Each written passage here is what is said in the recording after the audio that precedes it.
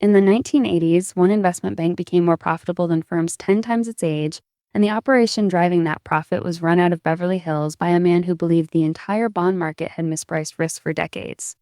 His product was called junk bonds. His name was Michael Milken. The chain that runs from a 1958 academic study through leveraged buyouts, insider trading, federal racketeering charges, and a 1990 bankruptcy filing reshaped how American companies raised capital, how regulators policed Wall Street, and how investors think about credit risk to this day. For most of the post-war era, the American corporate bond market operated along an invisible dividing line.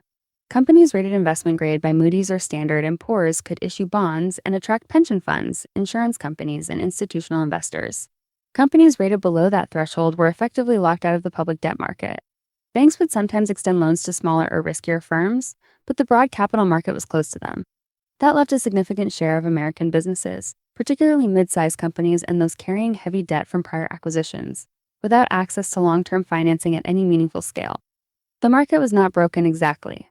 It was simply blind to a large portion of the economy, and that blindness turned out to be expensive for investors as well as for borrowers. The intellectual foundation for what came next was laid by a National Bureau of Economic Research study published in 1958. W. Braddock Hickman analyzed decades of corporate bond data and found that a diversified portfolio of low-grade bonds had historically generated higher total returns than investment-grade portfolios, even after accounting for actual defaults and recovery rates. The market was, in Hickman's analysis, systematically overpenalizing risk. Michael Milken encountered that study as a student at the Wharton School in the late 1960s and treated it as a map to an underpriced asset class.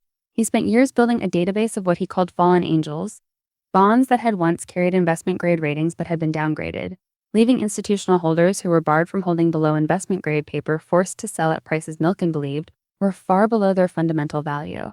Watch the full breakdown on Wealthwright.